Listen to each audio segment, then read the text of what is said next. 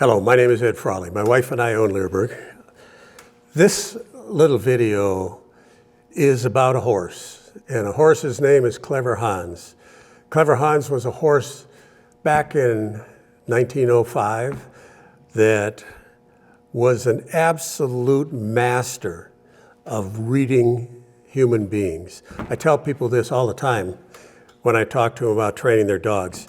We're just lucky that dogs can't play poker, because dogs are just absolute masters at reading our emotions and understanding when we're upset and knowing when they did something right or something wrong. Well, this was a horse that did that. So I had this article on it that we wrote, and I plugged it into this cool little program that we have. Turned what I wrote into a pretty cool little short video explaining in detail what we're talking about in this subject. And in this subject, Clever Hans, it explains how the horse did it. People thought that this horse could do algebra and could add and subtract and couldn't do any of it. But it could read not only his owner, but other people that were standing there watching him work. So have a look at it. And if you're interested in detector work, Kevin Sheldall and I did a really good online course titled Training Canine Detection Dogs. And we just had a seminar here at Leerburg, a 3-day seminar, which we filmed with like 3 or 4 cameras. And that's going to be the foundation of scent work. And we've been working on it now working on the editing for almost 3 weeks. And I'm going to be surprised if it's not going to take another 3 weeks to get it finished.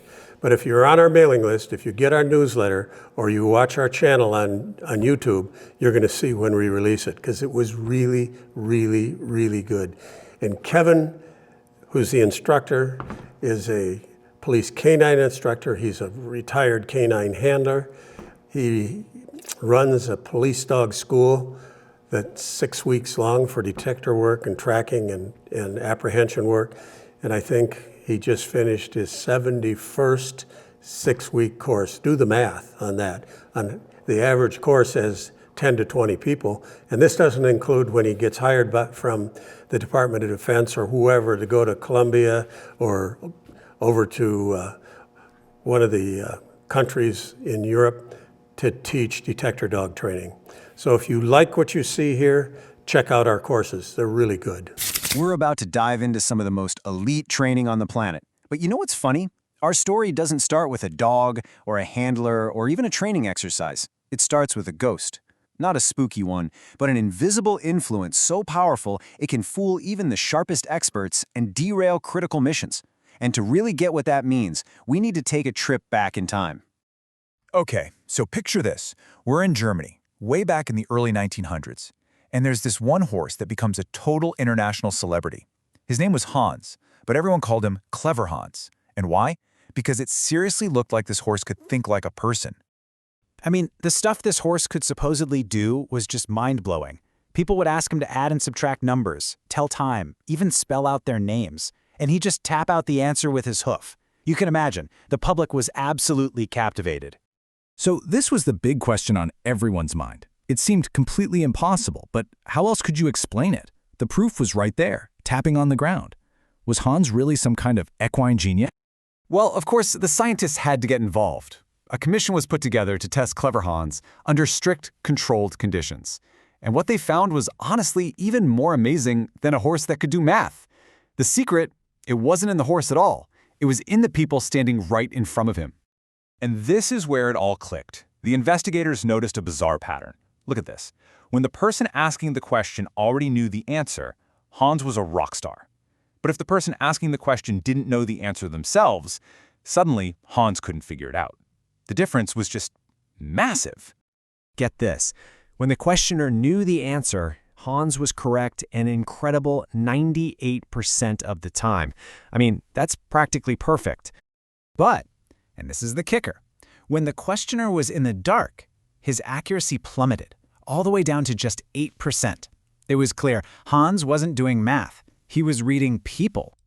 And this discovery was so important, it got its own name, the Clever Hans effect. See, Hans was a master observer. He was picking up on teeny tiny, involuntary cues the humans had no idea they were giving off. A slight lean forward, a little tensing of the muscles, a change in breathing, right as he was about to tap the correct number. The people were the ghost in the machine, feeding him the answer without ever knowing it. So, a story about a smart horse. Big deal, right? Well, it is a huge deal, because this exact same phenomenon is a constant threat in the high-stakes world of modern detector dogs. It's so real, elite trainers have a name for it: the handler's ghost. Veteran canine instructor Kevin Sheldall, who's trained hundreds of canine teams, puts it perfectly. He says handlers can be prejudiced without even being aware of it. It's not that they mean to cheat, it's that their own expectations can leak out through these unconscious signals, just like they did with Hans over 100 years ago. So what kind of signals are we talking about? It can be anything, really. A handler slowing down just a little bit as they get near a spot they think is the one. A tiny change in how tight they're holding the leash, holding their breath for a split second, or even just a quick glance toward a potential hiding spot. A dog who is an absolute expert at reading its partner picks up on this stuff instantly. And this right here is the absolute heart of the problem. A dog that is being cued, even by accident, is no longer a reliable tool for finding odor. It's become a tool for finding its handler's expectations. And that can lead to false alerts, which, as you can imagine, can have some really serious consequences. So if this handler's ghost is a real problem, how in the world do you fight it? How do you train a handler to basically become invisible? Well, the best trainers have figured it out, and it's all about building a team where the trust is purely in the dog's nose. There's a really clear path to get there. It all starts with building the dog's confidence through something called errorless learning. Then you start mixing things up, introducing variables. Then comes the hardest part. The handler has to fade into the background. And finally, you test the team to prove the dog is working all on its own. Now that first phase, errorless learning, is really interesting.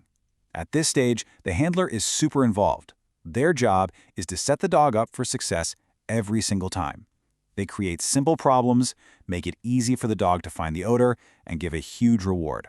It's all about building confidence and teaching the dog, hey, this is the game and you're great at it. At this point, handler help isn't just okay, it's the whole point.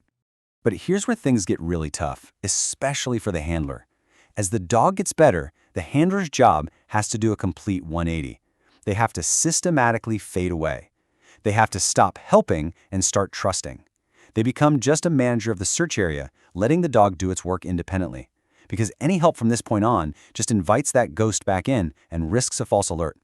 So how do you prove it? How do you know for sure the ghost is gone? The ultimate proof is the double-blind search. This is the gold standard for a reason. In this kind of test, nobody in the search area knows where the target is hidden. Not the handler, not the person evaluating them, nobody. It makes it physically impossible to give the dog any cues. The dog is truly on its own. This is the exact mindset that canine trainer Kevin Sheldall lives by. He insists on it. He'll say things like, I'd get a supervisor to take the target. Don't tell me where it's at. I don't want to know. I absolutely do not want to know. That's not just a preference. It's a non-negotiable protocol to make sure that dog's alert is 100% legitimate.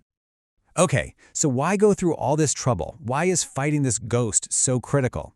Because in the real world of canine detection, a mistake isn't just a point off on a test. It can have a huge impact on public safety and on the justice system.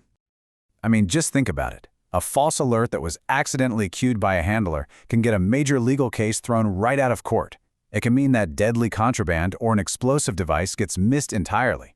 And maybe worst of all, it completely shatters the trust between the handler and the dog, which is the foundation of everything they do. You see, at the end of the day, elite canine work isn't really just about training a dog. It's about a handler learning an incredible amount of self-discipline. It's about them becoming so aware of their own body that they can learn to be present but completely invisible to their dog during a search. And it all boils down to this one final question. The ultimate test for every handler. In that high-pressure moment, when your gut is screaming, your eyes are telling you the target must be over there, can you shut it all down? Can you quiet your own brain, get out of your dog's way, and put 100% of your faith in that incredible nose? That right there is the whole game.